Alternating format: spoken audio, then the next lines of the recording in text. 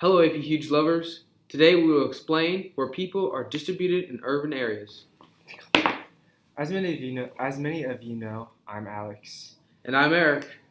So to get started, unlike you would think, people are not just randomly spread out in cities, but tend to conglomerate near others with similar characteristics. Interesting.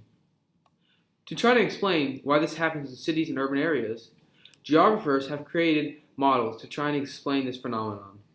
There are four main models that we will be looking at today and explaining to you. These are the sector model, the concentric zone model, the multiple nuclei model, and the peripheral model. These models were all developed in the 1900s by many different people. These models, except for the periphery model, were all developed in Chicago because of its flat landscape and no natural barriers except for Lake Michigan. So to begin, we have the concentric zone model right here. Model created by Mr. Burgess, E.W. Burgess in 1923. Burgess believed that cities developed in a series of rings outwards from the central business district, or the CBD. Each ring represents a different zone. The first ring is the central business district, right here. The second ring is the transition zone, where the older houses are. Next is the third ring, which is the working class zone, where there are apartments in single or two-family homes. The fourth zone is the residential area, which is on the edge of the city, which is represented by the purple. And the fifth zone is the commuter zone, which is the suburban area.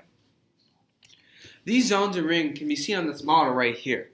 And as you can see, the central business district, which is right here smack dab in the middle, all the rings of the different zones radiate out of the middle of the central business district or the middle of the city. And this is what Burgess designed in his first model. So in the central business district, there are a lot of retail markets and the downtown of the area. Zone of transition, you can regularly see lower income houses, really run down. This is the area where they would gentrify usually. Mm-hmm. The third is the zone of working class homes and families. That's where you find warehouses and older homes and stuff for workers who work in these factories and warehouses. Here we have middle class areas, income housing.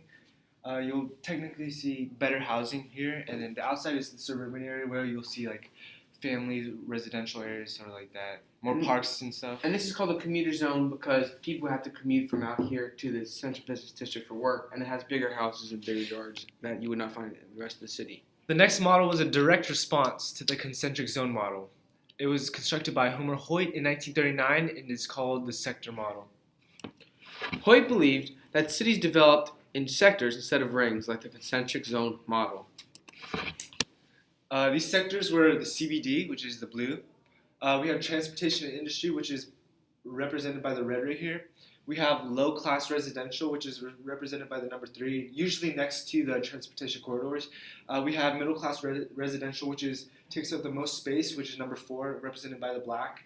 And then we have high-class residential, which is a small strip of land, radiating outwards from the CBD, which is represented here by the purple. This model suggests, as well, that transportation and industry develop along major roads and that the high-class housing is far away from the low-class housing. So as you can see here in the model, a road would most likely, major road, maybe a highway, would run through the red right here because that's where the transportation and industry is located. And also, this is the high-class residential, and as you can see, it's pretty far away from the lower-class residential, as Hoyt believed. In this model here, you can see that there are different sectors that radiate out from the CBD. So these different sectors are all branching off of the central business district. So they are radiating away from the central business district. Our third model suggests that cities follow no design, but develop around nuclei. This was developed by Harris and Ullman in 1945, and they said that life in cities revolve around more than one center. So, examples of nuclei that a city would revolve around are the central business district, or CBD, an airport, lower class residential areas, suburbs, and different or more different types of nuclei. In this model here, you can see there's very little pattern, but each nuclei has one big thing in common, which is the life there that may revolve around it, such as we see the airports, the CBD, railroads, transportation, middle class housing, looks like lower class housing, and there are different examples as well of nuclei that they might revolve around. Our final model that we will be covering today is the periphery model. This suggests that cities are surrounded by suburbs and that it is all surrounded or tied together by an outer beltway around it. This is also created by Harris to explain the area around cities. A great example of this is I-495 surrounding Washington, D.C. and its suburbs. So Harris also created the multiple nuclei model as well. So he was one of the main geographers who helped explain or try to explain where people are located within cities. In this model, you can see there's the central city, whole city around it, and then there's a beltway right here that is tying the whole city together, everything including it inside of it. There are many criticisms of this model. And all the models in general. Yeah, it is. Such as none of these models can explain how a city develops on its own. Another criticism is that these models are over 70 years old, and they may not apply as much to modern cities. Even though none of these models are perfect, a combination of them is a good way to explain how a city develops.